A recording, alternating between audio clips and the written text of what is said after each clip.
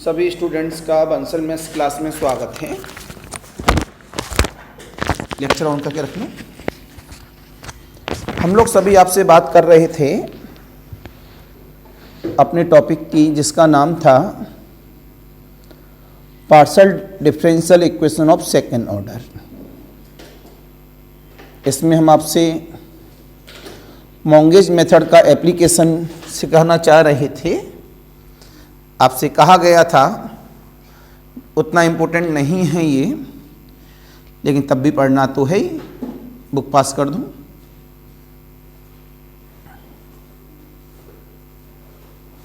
तो कल के दिन मैंने आपको जनरली वे में सेकेंड ऑर्डर के लिए आर एस टी इनके एप्लीकेशन को मैंने सिखा दिया था। बेटा लेक्चर ऑन करके रख लेना।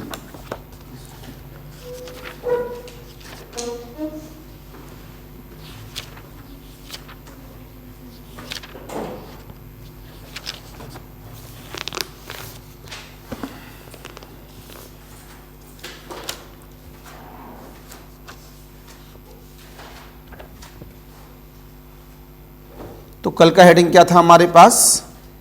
Equation reducible to linear form, मतलब पावर 2 को पावर 1 में चेंज करना। तो ऑब्जेक्टिव के लिए तो जरूरी है ही, लेकिन सब्जेक्टिव में तो कॉन्सेप्ट क्लियर ही हो जाता है अपने आप। तो आज का हेडिंग है हमारे पास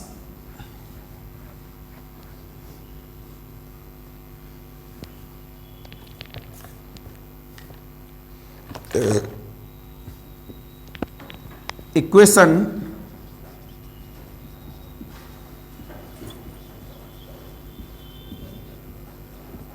रिड्यूसिबल टू लीनियर फॉर्म।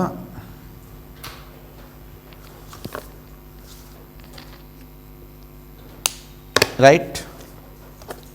तो यहां से हमको जवाब मिला अपने आप में।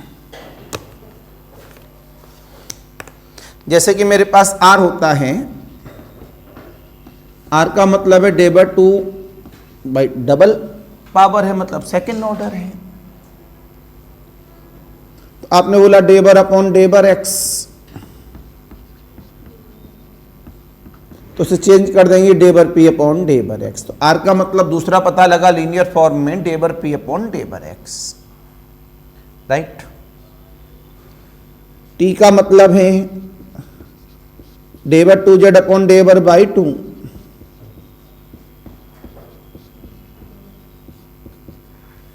तो मैं पता लगा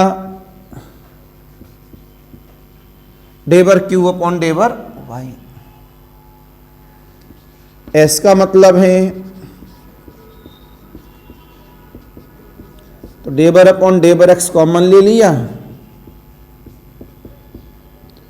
तो डेबर क्यू अपॉन डेबर एक्स। एस का दूसरा मतलब भी होता है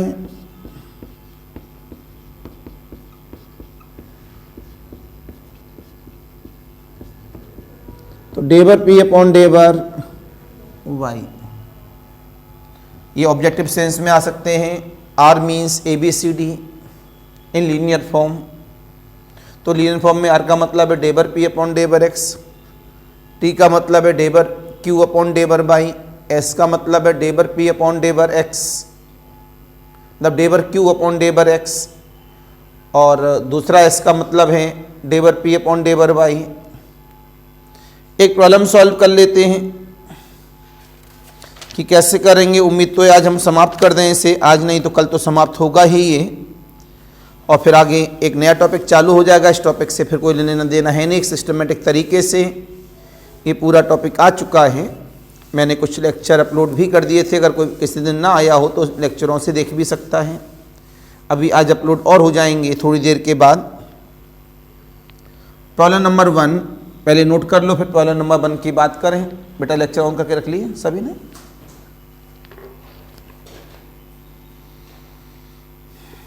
तो कमेंट व्यूज वगैरह भी करते रहा करो, ठीक है।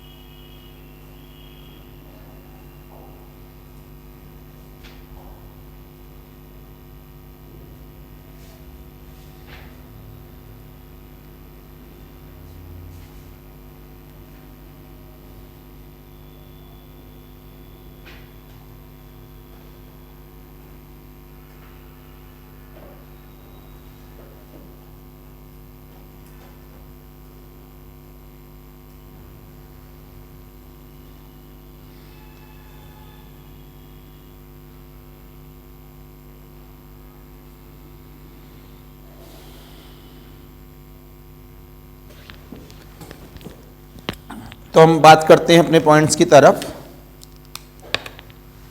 तो हम लोगों ने इसमें अब एक प्रॉब्लम ली इस जगह पर,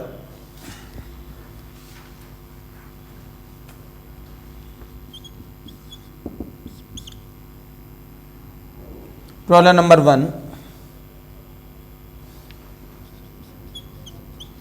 सॉल्व डेबर टू जेड अपॉन डेबर एक्स डेबर वाई प्लस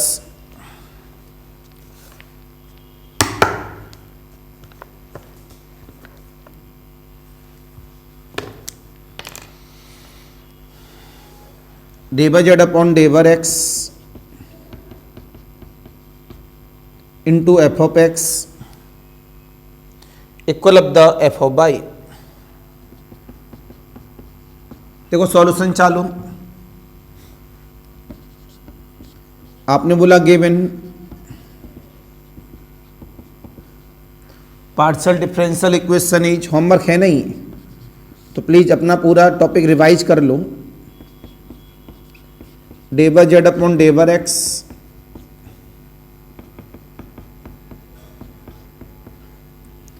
इसका नाम है क्वेश्चन नंबर 1। आपने इसे कन्वर्ट कर दिया लीनियर में। ये कौन है? P, डेबर P अपॉन डेबर by F of X into P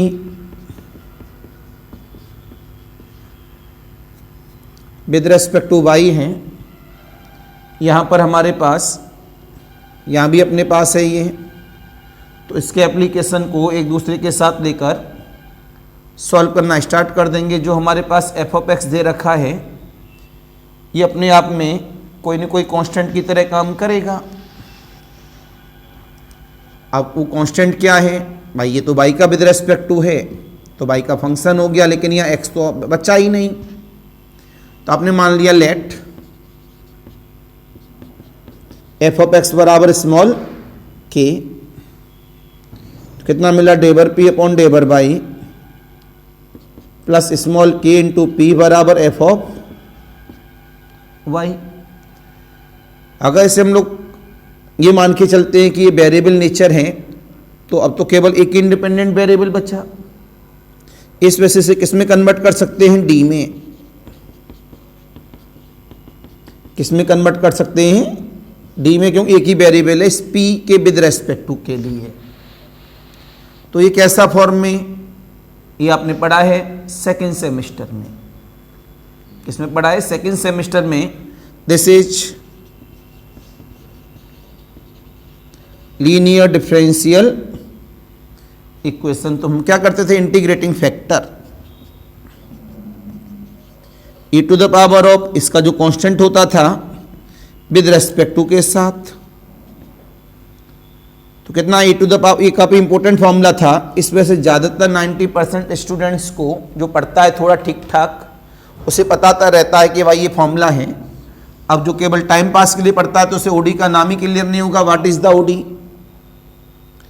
तुरंत बोला गया solution of second.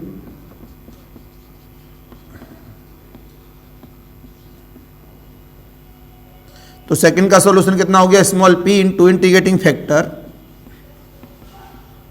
Right hand side into integrating factor with respect to y plus का c। क्या होता था हमारे पास? Dependent variable into integrating factor equal of the integration of right hand side into integrating factor whole of with respect to plus का c। आपने इसे solve किया एक दूसरे के साथ, लेकिन इंटीग्रेशन के अंदर एफ ऑफ वाई है। अब एफ ऑफ वाई क्या है हमें क्या पता? तो उससे तुम गायब कर ही नहीं सकते, बस इसे उठा के इधर ले जाओ।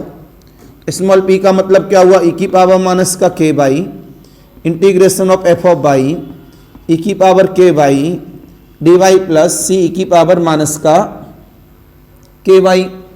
p का मतलब ऑन कर दो। अब डेबर जेड अपॉन डेबर एक्स अब ऑन हो गया। Integration of F of Y E की power K Y D Y plus C की पावर माइनस का के वाई। इसको हम क्या करेंगे? अब विद रेस्पेक्ट टू ऑन करें। बेटा सूज उतार लो बाहर। इससे हम क्या चेंज करेंगे? अब विद रेस्पेक्ट टू एक्स में चेंज करेंगे दोनों तरफ के नेचर पर। तो कितना आ जाएगा मेरे पास, z equal of the integrating with respect to x, integrating with respect to, एक बात भूल गए, कल बताई थी आपको कि हमारे पास में हम जो c वगैरह लिखते हैं इस वाले नेचर में, वो सब c कैसे होते हैं, कांस्टेंट। किसका, विद रेस्पेक्ट टू है y का, तो c की जगह क्या लिखेंगे हम लोग, फाई ऑफ x। अगर y लिखेंगे तो वेरिएबल बन जाएगा ना, तो ये कितना होगा, फाई ऑफ x इंटू ई की पावर, ये कल बताया था मैंने। अब विद रेस्पेक्ट टू ऑन करना है इसे इंटीग्रेशन को, तो ये तो z हो गया, इंटीग्रेशन ऑफ ई की पावर माइनस का K Y F of Y E की power K Y D Y whole of कितना, D x plus integration of phi of X E की पावर माइनस के वाई। बेटा किसका with respect to है, X का, तो constant किसका रहेगा, y का plus psi of y। This is the required solution. तो ये हमारे पास में क्या बन गया, अपना सॉल्यूशन। तो इस तरह की प्रॉब्लम को हम लोग किस तरह से सॉल्व करेंगे, सामने बोर्ड पर मैंने रिप्रेजेंट कर दिया है, नोट कर लीजिए। तो पहले किस में चेंज किया, लीनियर में। कहाँ चले गए, सेकेंड सेमेस्टर में। सॉल्यूशन निकाला है क्वेश्चन नंबर 2 का, बाद जो सी लिखते हैं विद रेस्पेक्ट टू वाई था तो सी फाई ऑफ एक्स में गया, अगर विद रेस्पेक्ट टू एक्स होता तो सी फाई ऑफ वाई में जाता। एक एक प्रॉब्लम घर के लिए देता जा रहा हूं, आधा आधा पेज छोड़ते जाइएगा। कोशिश में हूं कि आज ही समाप्त हो जाए, आज नहीं तो कल तो समाप्त हो ही जाएगा। होमवर्क दे नहीं रही इसी वजह से।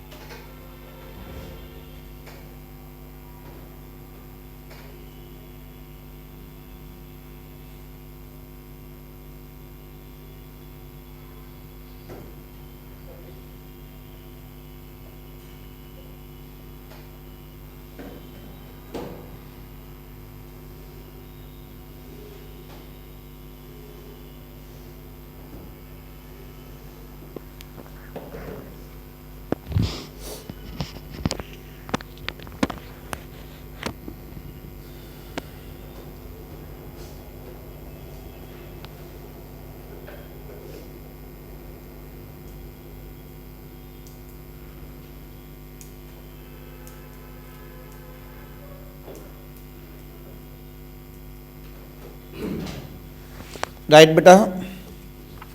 अगले वाले पॉइंट का हम लोग बात करेंगे। एक प्रॉब्लम घर के लिए लिख लो बेटा, solve the partial differential equation. इसी तरह से होगा डिट्टो सेम, इतनी ही जगह लगेगी, वन साइड का one page. Solve the partial differential equation,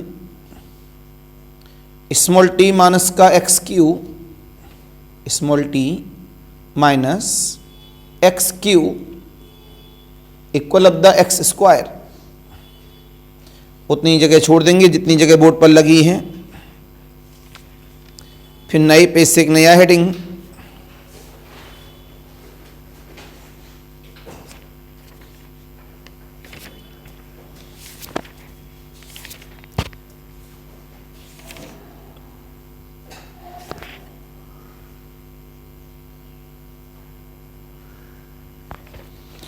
लिखेंगे Monge's method of integration.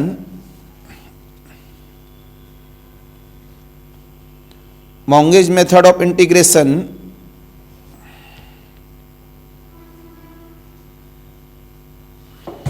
Monge's method of integration, integrating कर दो इंटीग्रेशन की जगह। क्या लिखा आपने नए पेज से? Monge's method of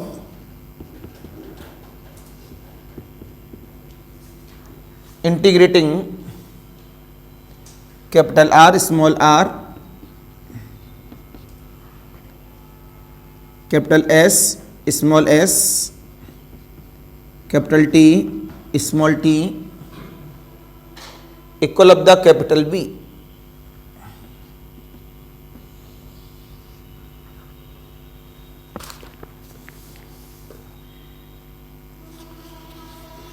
small R के बारे में जानते हैं, स्मॉल पी के बारे में जानते हैं, स्मॉल क्यू के बारे में जानते हैं, स्मॉल एस जानते हैं, स्मॉल टी जानते नहीं। हम क्या नहीं जानते आज की डेट में? Capital R, capital S.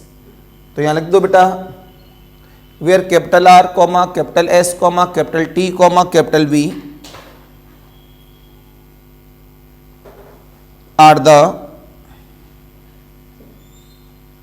Functions of x comma Y comma Z comma small p comma small q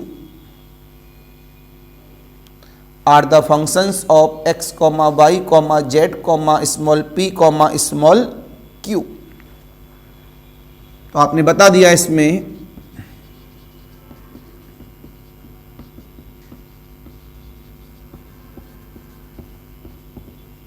are functions of x comma Y comma Z comma P comma Q.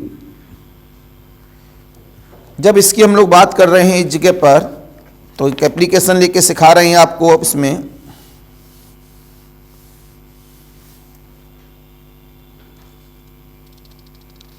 तो इसमें हम लोग करते हैं रिप्लेस स्मॉल आर को, आप यहां से बोलेंगे small P small R replace Y DP minus का S D Y whole upon the D X. ये निकाला गया है पार्शियल डेरिवेटिव की मदद से, जिसका पूरा नाम टोटल पार्शियल डिफरेंशियल कोफिशिएंट होता है, जो हमने पढ़ा है फर्स्ट सेमेस्टर में। ये ऑब्जेक्टिव में आ सकता है यहाँ पर मॉन्गेज के लिए कि हम स्मॉल टी की वैल्यू को क्या रखते हैं, replace by D q minus, जब p है तो y है, अपॉन में x है, तो यहाँ q है तो x है, अपॉन में y है। इसके द्वारा फिर हमारे पास आता है नए पॉइंट्स के साथ में Monge's auxiliary equations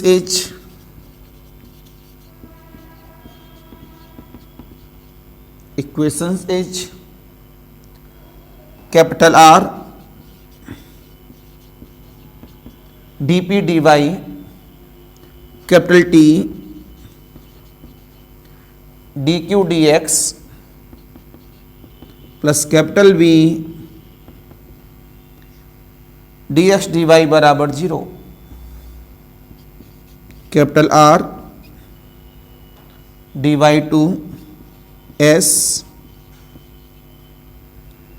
D x D Y plus का टी डी एक्स टू बराबर 0।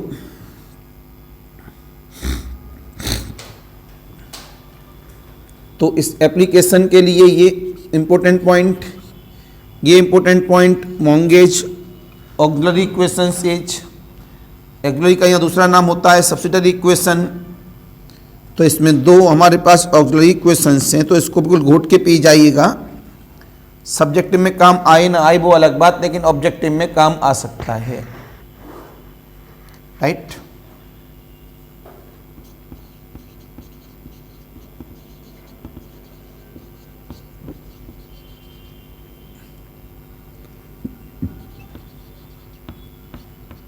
इच प्लीज नोट करें फेयर कॉपी में।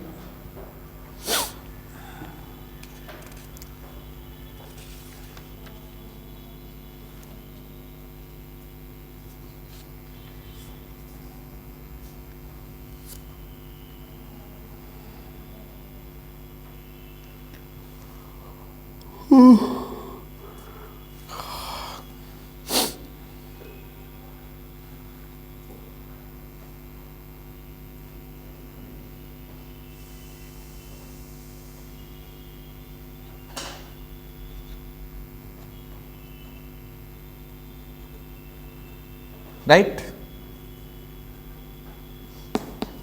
एक प्रॉब्लम सॉल्व कर देते हैं।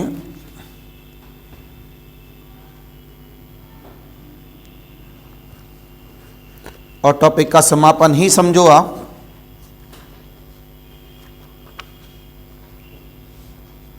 एक हम कर देते हैं, 4 आपको दे देते हैं, देन टॉपिक समाप्त। चलिए अब हम प्रॉब्लम की बात करेंगे। यूजिंग द मोंगे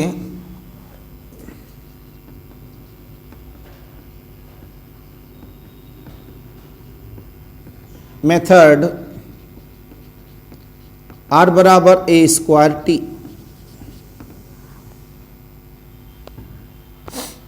आपने बोला given partial differential equation is r बराबर a स्क्वायर t। आपने कहा स्मॉल r की वैल्यू पुटअप करेंगे, अभी नीचे लिखी है, इस वजह से मैंने रखने की थी। D p minus h d y upon d x, small t की वैल्यू को पुटअप करेंगे, d q minus h d x upon d y put up कर दिया गया इसमें by first d p minus h d y upon d x minus एक ही side ले आए, d q minus h d x upon d Y बराबर 0, LCM ले लिया गया। D P D y minus ए square D Q D X, ये पहला साथ में लिया एलसीएम लेके।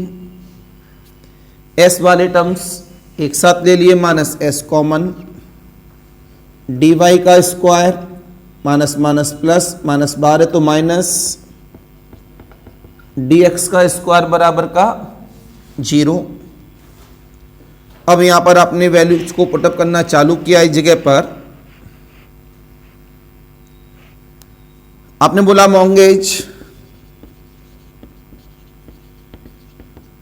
ऑक्सिलरी इक्वेशंस इज, इसका नाम दे दो इक्वेशन नंबर 2।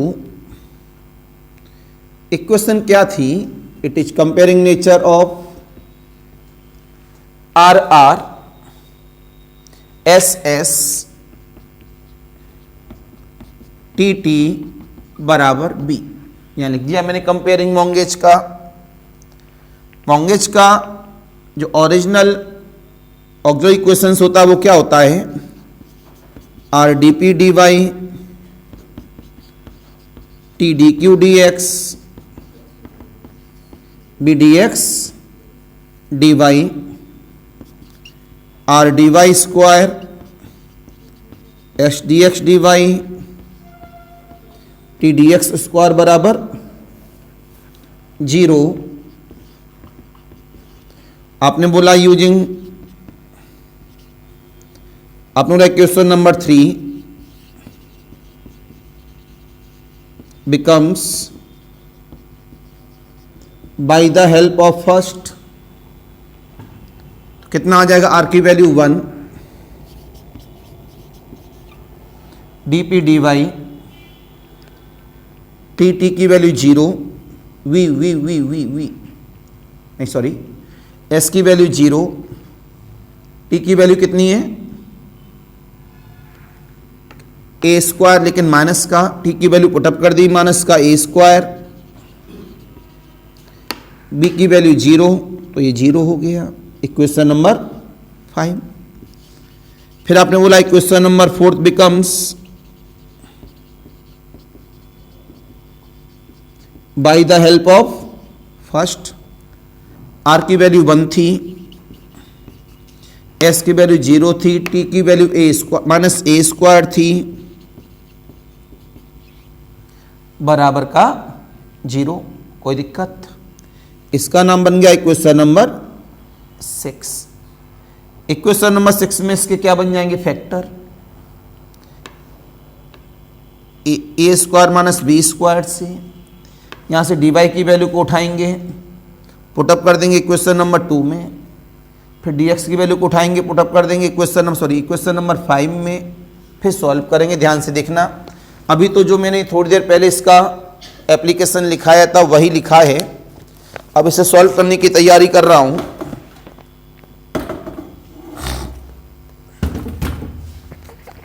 तो आपने जवाब दिया यहां पर डी वाई माइनस का a d x D Y plus का ए डी एक्स बराबर का 0। There implies that d y minus a d x बराबर 0, d Y plus a d x बराबर 0, इसका नाम 7, इसका नाम 8। कोई दिक्कत किसी को भी, आपने बोला बाई 7 डी वाई बराबर का a d x, putting the value of d y in equation number 5। ध्यान से देखना सारे लोग, ये प्रॉब्लम दी गई, capital R capital S capital T capital B निकाल दिया, ये पता है पुटअप कर दिया, फैक्टर कर लिया, मॉन्गेज की 2 इक्वेशन पता है, आर टी बी सभी की वैल्यू पुटअप कर दी, 6 इक्वेशन तक पहुंच गए, इसका फैक्टर किया तो इसमें 2 इक्वेशन बन गई। इसके द्वारा हम इक्वेशन नंबर 5 में क्या पुटअप कर रहे हैं, वैल्यूज को। तो 5 में रखो कितना हुआ, डी पी डी वाई की वैल्यू ए डी एक्स माइनस ए square D Q D x बराबर 0, डी एक्स कॉमन 0 में भगा दिया, कितना मिला मेरे को, डी पी माइनस ए 0 में भगा दिया, ए डी क्यू बराबर का 0। तुरंत आपने यहां से फिर आगे सॉल्व करने के लिए अप्लाई किया, ये क्या मेरे पास में इक्वेशन नंबर 9, ये क्या बन गया मेरे पास इक्वेशन नंबर 5, ये क्या बन गया मेरे पास इक्वेशन नंबर 9। बस इसी को हम एक दूसरे की मदद से क्या करेंगे, यहां पर इंटीग्रेशन एक दूसरे के साथ में, और दोनों को सॉल्व करेंगे, तब वैल्यू निकालेंगे। जल्दी से नोट करो, फिर आगे की बात करें।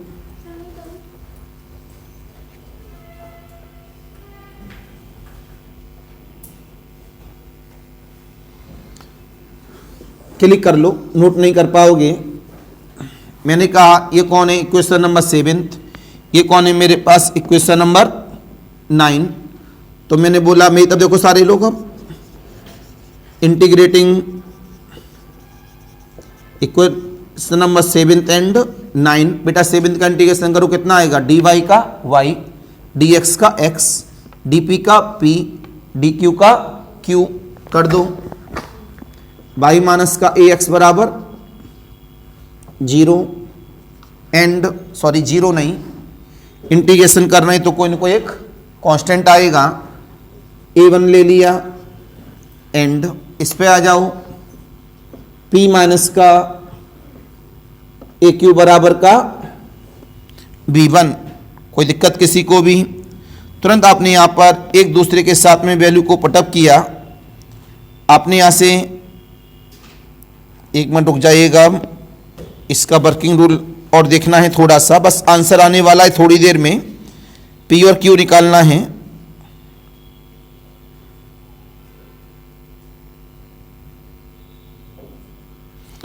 हाँ जी, तो क्या बताया दोबारा देख लीजिएगा, पहले कंपेयर कर लेते हैं।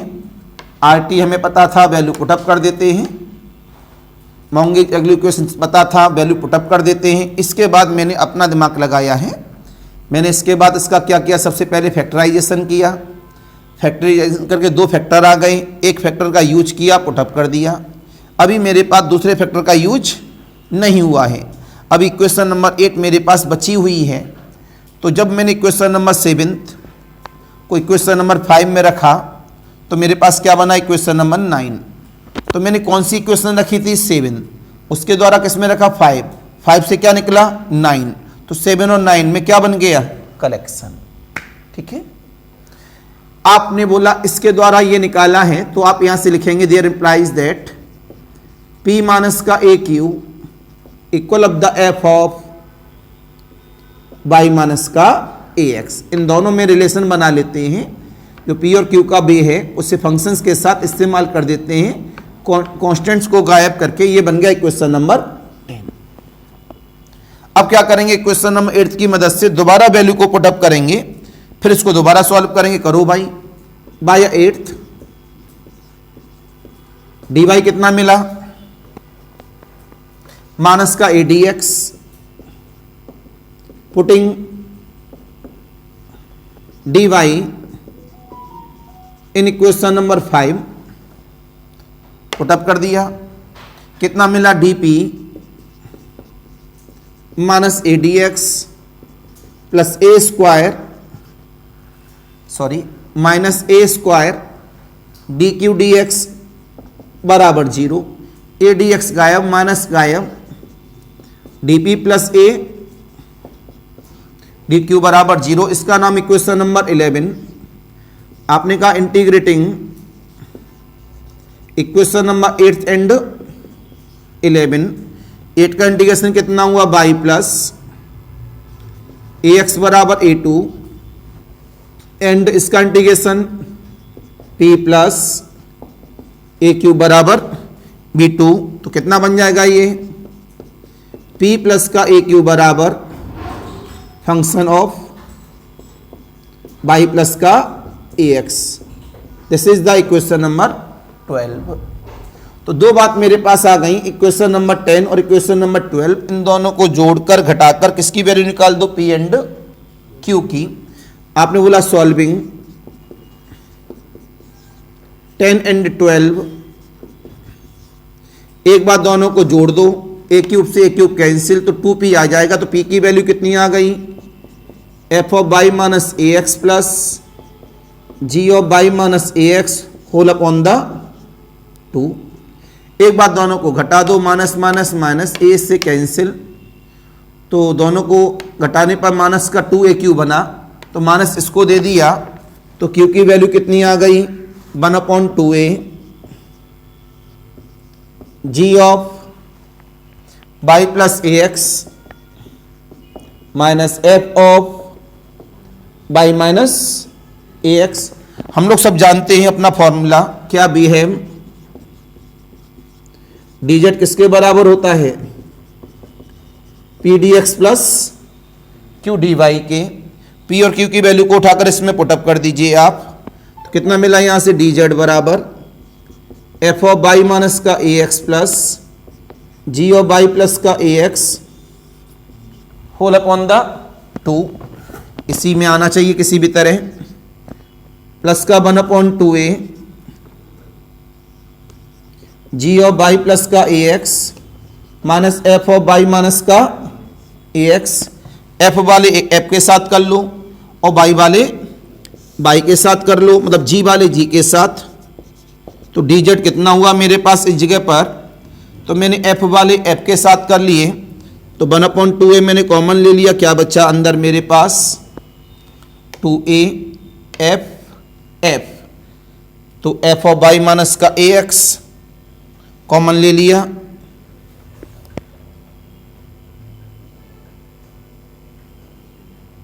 कुछ रह गया क्या, dx रह गया, this is the dx plus ये क्या था यहां पर f ऑफ y माइनस का ax होल ऑफ dy। थोड़ा कट रहा है ऑनलाइन में, अब दिख रहा है आपको, राइट। तो जवाब मिला यहां से मैंने 1/2a कॉमन ले लिया और क्या कॉमन लिया, f ऑफ y माइनस का ax। तो चलो भाई कॉमन लिया, कितना बचा a dx माइनस dy। सहमत है मेरी बात से। फिर हमने क्या कॉमन लिया, दोबारा से g वाले एक साथ कॉमन ले लो, तो 1/2a, फिर अंदर की बात कितना मिला, g ऑफ अंदर क्या बचा 2a कॉमन लिया है, तो a dx और माइनस का, पहले देखो माइनस प्लस की कोई गलती तो नहीं है इसके अंदर,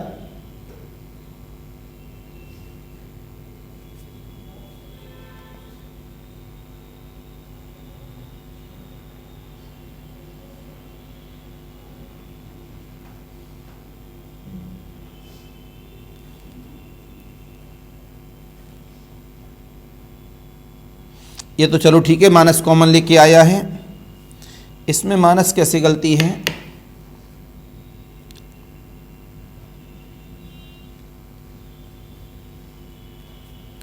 इसमें से हमने कॉमन लिया है a dx। अच्छा ये माइनस प्लस ही तो है ये, बस इसका इंटीग्रेशन कर दो इस जगह पर। जब आपने इसका इंटीग्रेशन किया, integrating both sides, last line लिख रहा हूं अब, तो एक बार इसे दोबारा से देख लीजिएगा। ये ओरिजिनल मॉन्गेज है, लिखाया इस पे से दिया, इन फ्यूचर में सब्जेक्टिव में काम करता है। ये कंपेयर हो जाता है, capital R, capital S, capital T, capital V compare कर लिया हम लोगों को, small r, small s, small t की वैल्यू पता है, पुटअप कर दिया, इक्वेशन बन के रेडी, जिसका नाम इक्वेशन नंबर 2 है। मॉन्गेज और अगले इक्वेशन हम जानते हैं, दो याद होती हैं, capital R, capital S, capital T, capital B की वैल्यू पुटअप हो जाती है, दो इक्वेशन बन गई 5 और 6। यहाँ तक हमने अपने वर्किंग रूल से किया। फिर हमने इक्वेशन नंबर 6 को सॉल्व करना चालू किया, दो इसके ब्रैकेट बने, इसके द्वारा इक्वेशन नंबर 5 को सॉल्व किया, इक्वेशन नंबर 9 बनी, 5 और 9 को सॉल्व किया तो इक्वेशन नंबर 10 बनी, इक्वेशन नंबर 8 और 5 को सॉल्व किया तो इक्वेशन नंबर 11 बनी, इसके बाद इक्वेशन नंबर 5 और 11 को सॉल्व किया तो इक्वेशन नंबर 12 बनी। तो हम लोगों ने यहाँ पर इक्वेशन नंबर 12 और इक्वेशन नंबर 10, हेलो, तो इन दोनों को हमने अपने पास लेकर कैलकुलेशन किया, मतलब 10 और 12 को, तो P और Q आ गए। हम जानते हैं सॉल्यूशन में dz बराबर क्या होता है, P dx plus Q dy। P की वैल्यू पुटअप कर दी और Q की वैल्यू पुटअप कर दी, बीच में फंसा हुआ, रोक नहीं सकता इस पॉइंट को।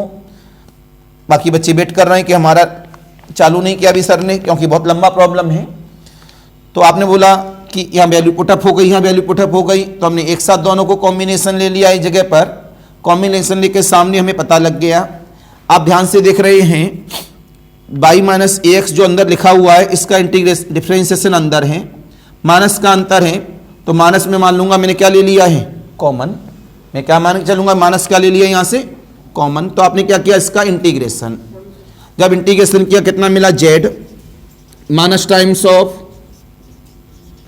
1/2a, ये मेरे पास बन गया f ऑफ। तो जब इंटीग्रेशन बनेगा तो मेरे पास नया सिंबल डाल दिया, f आ गया, g आ गया, तो यह कैपिटल F कर दूं, capital F of by minus का A x plus capital 2a capital G of, this is the final. सब बच्चे ध्यान से देख लेना, इसका मैंने क्या किया इंटीग्रेशन, तो dz का क्या बन गया z। जब मैं इंटीग्रेशन कर रहा हूं इसमें, तो इंटीग्रेशन करके ध्यान से देखना सारे लोग, इसका डिफ्रेंशिएशन ये है, बाई माइनस एक्स का डिफ्रेंशिएशन होता है डी वाई माइनस का ए डी एक्स, माइनस का अंतर है इस वजह से माइनस आगे है, इसका डिफ्रेंशिएशन यहाँ है पूरा, इस वजह से प्लस का प्लस है, यहाँ 1/2a है, यहाँ 1/2a है। तो आपने क्या किया, जब इंटीग्रेशन का सिंबल लगेगा इसके अंदर तो वो फंक्शन के साथ रहेगा, फंक्शन गायब होगा नहीं, तो उससे हमने नया फंक्शन मान लिया कैपिटल एफ। यहाँ जब इंटीग्रेशन का सिंबल लगेगा तो इंटीग्रेशन सॉल्व होगा नहीं, जी के साथ है, तो उसे क्या मान लिया नया फंक्शन कैपिटल जी। जब कभी भी कंफ्यूजन होता तो उसे उल्टा चेक कर लिया करो, इसका क्या कर दो इंटीग्रेशन, क्या कर दो इसका इंटीग्रेशन करेंगे, तो जब इंटीग्रेशन सॉरी डिफ्रेंशिएशन करेंगे तो क्या बनेगा dz माइनस का 1/2a, यहाँ से एफ ऑफ मतलब F dash of by minus का ए एक्स, और ये कितना बनेगा डी वाई माइनस का ए डी एक्स, ये बनेगा 1/2a g dash of y plus a x a d x plus d y. तो यह कैपिटल जी डैश बनेगा जिसका सिंबल है स्मॉल जी, यहाँ कैपिटल एफ डैश बनेगा जिसका सिंबल है स्मॉल एफ। तो this is the required solution और this is the originally Monge's. तो ये हमारे पास में ओरिजिनली मोंगेज है, तो इसे आप क्लिक कर लो पूरे सॉल्यूशन में। तो this is the final answer, है बढ़िया लेकिन आसान है। एक बार दोबारा से आप देखेंगे तो एक क्रम है, 6 इक्वेशन बुक की तरह न चलना, बुक में इक्वेशन कम डाली हैं, 6 इक्वेशन तो हमें अपने वर्किंग रूल से करना है, बाकी 6 इक्वेशन और बनानी है।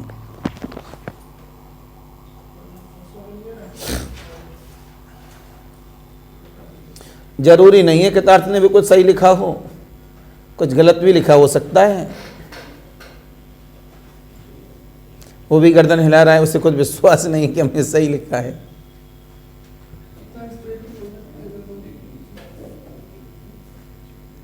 इसे हम लोग नए फंक्शन के साथ भी लिख सकते हैं, इसका नाम phi1 दे दो, इसका नाम phi2 दे दो, इस तरह से लिखा जा सकता है यहाँ पर। तो इसे इस तरह भी लिख सकते हैं, equal of the minus times of phi1 of by minus a x plus phi2 of y plus का A X.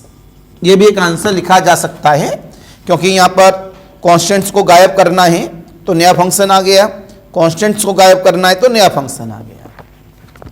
This is the nature. तो लास्ट लाइन, इसको ये कंफ्यूजन बच्चों में रहता है कि सर इंटीग्रेशन करना है, इंटीग्रेशन का सिंबल गायब हो गया, क्यों गायब हुआ, स्मॉल एफ को मैंने क्या बना दिया, तो इसमें जो इंटीग्रेशन विद स्मॉल एफ था उसका पूरा नाम क्या दे दिया capital F, integration with small G था उसको पूरा नाम क्या दे दिया कैपिटल जी, सिंबल चेंज हुआ है। अब बच्चे कहेंगे 2a गायब हो गया, 1/2a फंक्शन का नाम क्या दे दिया phi1, 1/2a कैपिटल जी का नाम क्या दे दिया phi2। तो जब फंक्शन का नाम चेंज कर देते हैं तो वो पूरा फंक्शन उठ के नए नेचर में आ जाता है प्लीज। तो ये था बेटा जी आप लोगों के लिए कंप्लीट, और कंप्लीट समापन हो गया है सभी स्टूडेंट्स के लिए। एक प्रॉब्लम घर के लिए लिख लो जल्दी से होमवर्क में, q+1 with s, p+1 with t,